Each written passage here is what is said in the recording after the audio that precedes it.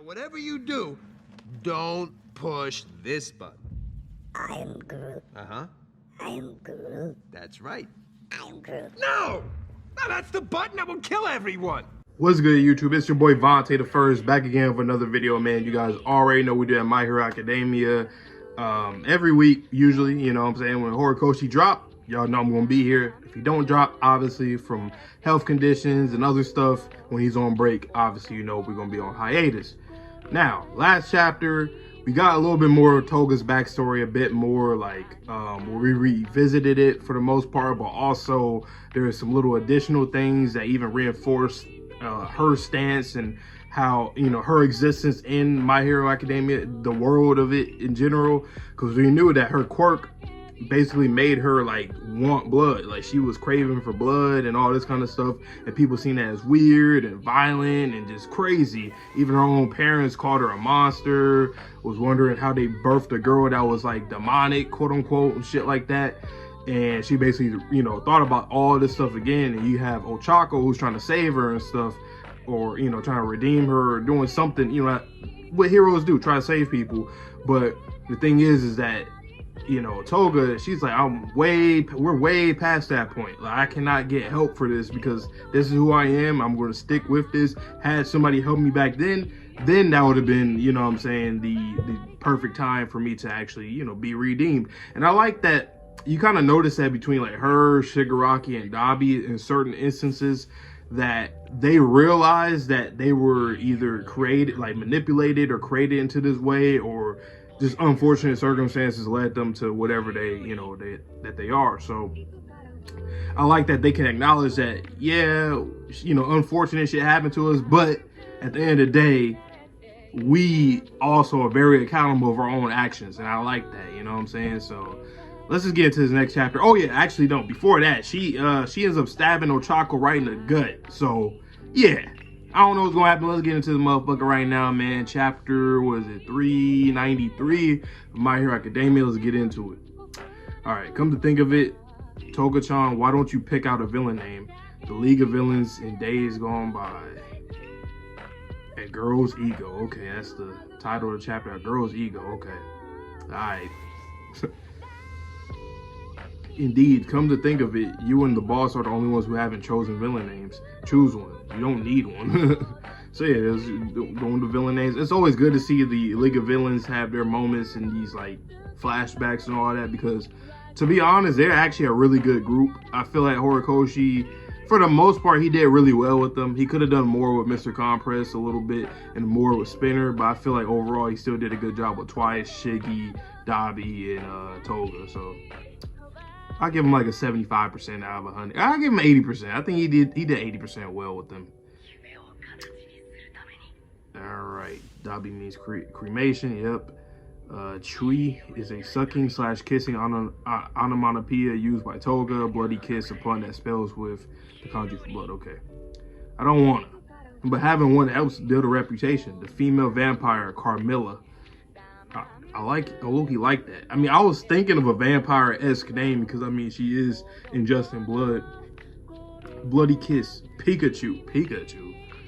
No. So lame. Those are just references from before quirks even existed. They'd only pander to the masses. You're one to talk, Dabi. That's interesting. Okay, like vampire, I can understand that, like maybe like Dracula and shit, like, you know, vampires, right? And that's like old stories. It's interesting. He referred to the Pikachu one also as that too. I remember seeing before, I don't remember, I can't confirm it because I don't really remember it correctly, or accurately. But I could have sworn that I think this series is technically taking place like way in the future. I don't know how far into the future, but it's in the future. So that would be interesting if like that Pikachu reference right there is like, yeah, like our world in real life, like us relatively, you know, it's like in the past. So yeah, that's cool. We still don't know your real name. For real, Dabi, how you gonna talk about villain names and shit and they don't even know your real name, nigga? Like, what the hell? For some reason, I've been wearing lots of traditional Japanese clothes recently. I feel like they help me improve my posture. Okay, Horikoshi, look like that's a really good author note this time. Shit not leaking from your ears no more, so that's good. In the past, there wasn't a clear distinction between heroes and villains. One theory says that people didn't know the identity of their enemies, so they made up names for them. From there, people adopted code names for themselves. Okay. I like that we get into the origins of that. Secret identities were like masks that helped them survive. Eventually, heroes and villains became symbols. In other words, those names led to real life imitating comic books. Okay, I like that. But I don't need such a thing. I think they're cool though. Yeah, you already know he always think everything's fucking cool. Everything hero, like he thinks all that shit's cool. I like that he's still a fan of all that. But like I said a few minutes ago about how like some of these guys in the League of Villains, they accept the fact that they're villains. Yes, there's things tragedies that happen to them that wasn't their fault, but once they did start doing shit themselves, they're accountable for their actions. But they still, like, you can still see the past them in them, you know what I'm saying? Like, you can see that, yeah, they are crazy, but at the same time, they still manage to keep the essence of a human, you know? A lot of times in the series, they try to make, like, villains seemingly not human anymore, you know what I mean? So, like above that, so I like that they can keep that. It's cool, you know? Yeah. That's why I joined the League. Life is too hard. What's she about to say? I'll live my life as Himiko Toga.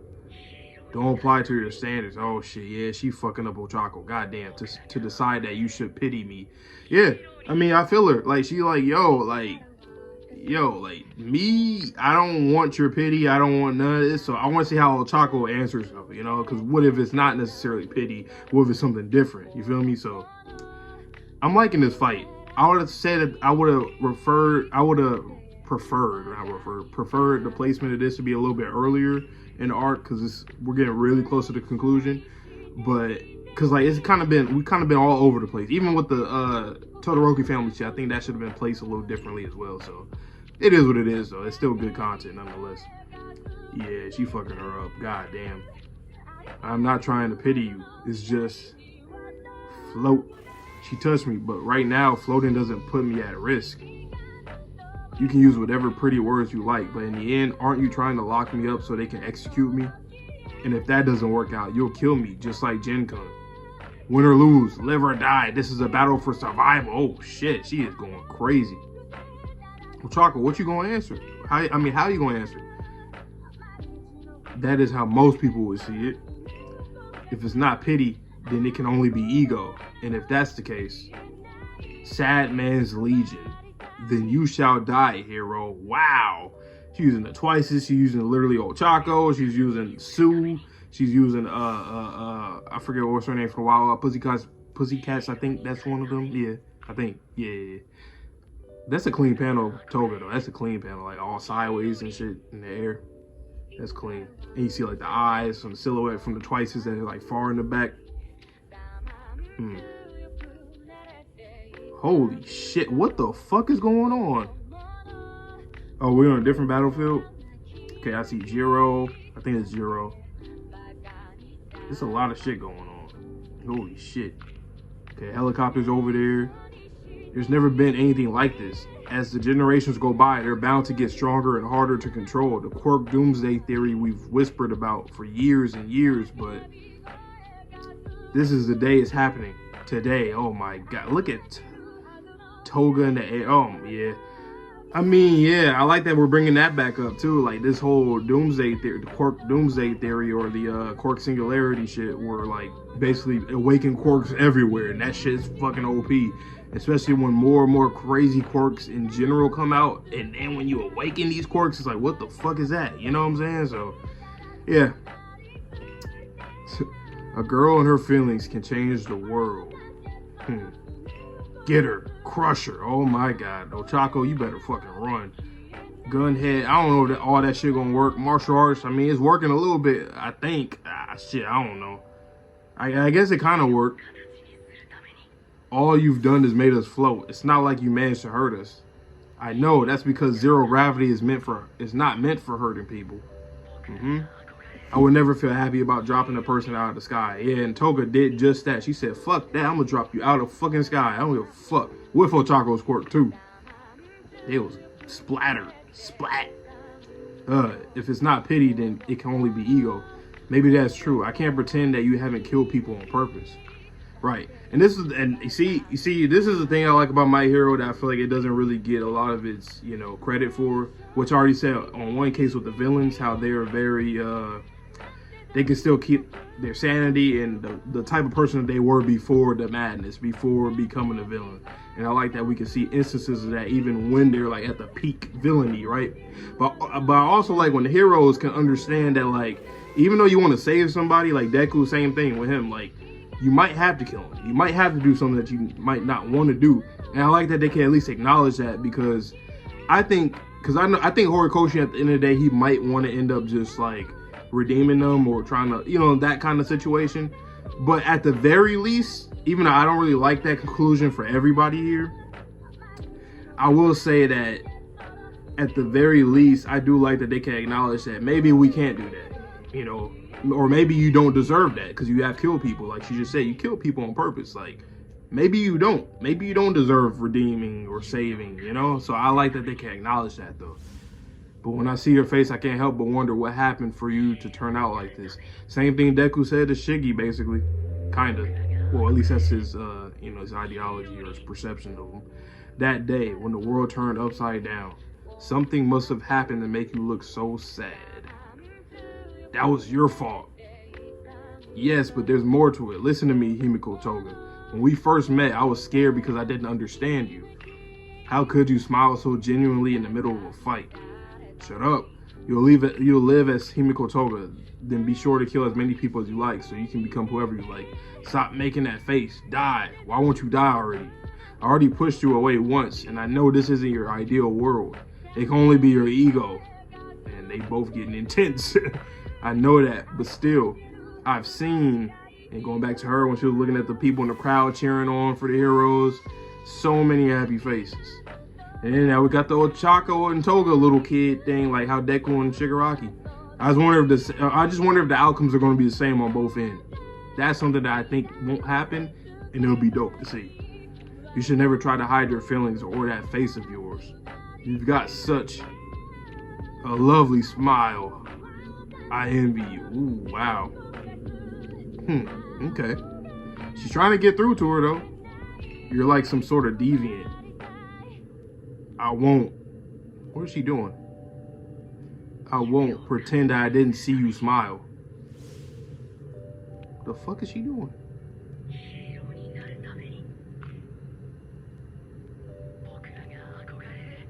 I see like droplets. Is that from her crying? Okay, yeah, it's her tears. Was she like throwing her tears? Is she using zero gravity on there or something? Float. Oh, wow. She did. Ooh, that's a clean ass panel. I ain't gonna lie. Wait, did she use like her tear droplets and like split them up and then like probably like projectile like floated them away or something? Is that what she did? Yeah, that's crazy if she did that. We're floating, but Uraraka didn't touch us. How is she affecting people she didn't touch? A single girl. I can't pretend you didn't commit crimes and I won't validate them. But if you still feel like talking to me even a little bit, then I'll give you my blood for the rest of my life. I want us to talk about romance, Himiko-chan.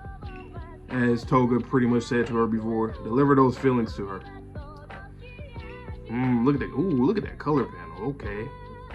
Okay, so there's one thing I want to say about this. Cool as hell. So she had her quirk awakened, it seems like, unless she's just using a different. I think this is awakened since we even mentioned the Doomsday Theory in this chapter alone.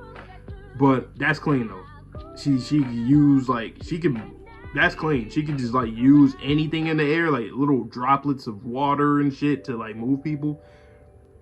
I will say, I like that she's approaching this in a very unorthodox way, because like I said, she understands that Toga, what she has done is fucking crazy, committed crazy crimes. She said, I won't validate them. What else she said? She said, if you still feel like talking to me a little bit, then I'll give you my blood for the rest of my life. And that's interesting too, because me personally, I always thought that Toga could be redeemed just because, I don't know, to me it's just because she was young. I mean, I know Shigaraki, Dabi, and them, they're young too. They're like 20, but like, she's younger, okay? She's younger. She's like the kids, right? In high school. So I always felt that, like, I don't know.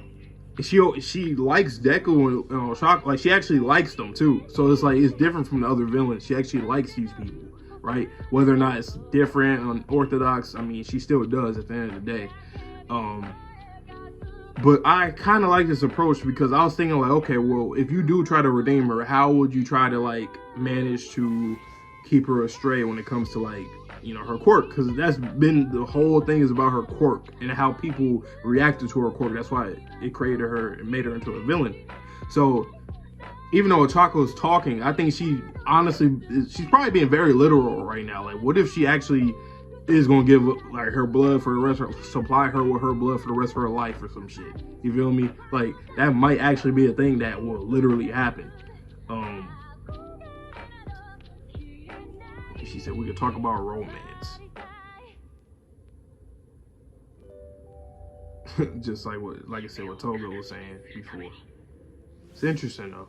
And I didn't even realize that in the picture of them as little kids, she's like putting up her sleeve to like give her blood. This makes sense. This makes sense. This makes a lot of sense. Okay, this makes a lot of sense. I like the roundabout way that Ochako went with it. I like that.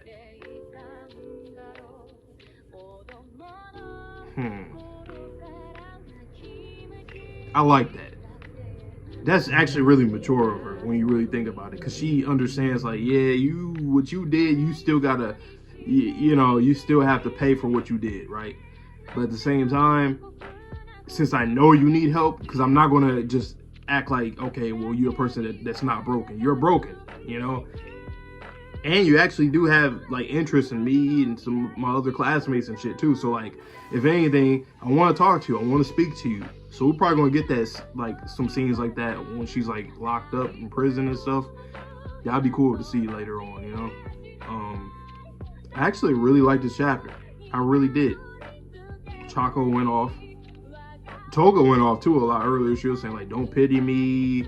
Or what, are you using ego or whatever? And Ochako was like, yeah, I guess I'm using ego. Fuck it. Yeah, I guess. I mean, hey, like, all I want to do is have a conversation with you. You know what I'm saying? Because you need help. I know you need help. But at the same time, it's not, you know, you're not also, because Toga's whole thing is like, oh, you're just going to get me, execute me, kill me or whatever, you know? Ochako's like, nah, I'm not going to do that. But you still got to pay in some kind of way. Yeah, rhyme. But I actually rock with this chapter. I like this. I know some people probably look at this like, what the fuck are you doing, Ochako? But like I said, every time when these characters literally say, whether it's like inner monologue or just dialogue with other characters, when they acknowledge that these people have done some fucked up shit, I like that. I like that Horikoshi does that. Because if he didn't do that, this shit would be so garbage. So garbage, in my opinion. It'll be so garbage. Because, and I've been saying it repeatedly in this video, but this needs, like, this makes sense to me. Like, it's just like in real life. You know there's people that are crazy out there and they have to pay for what they did, but you know they're broken people and they need help because they're mentally insane or whatever the case may be. So you know you can balance those two things. You very much can. I mean, we've done it for years. You can balance those two, right?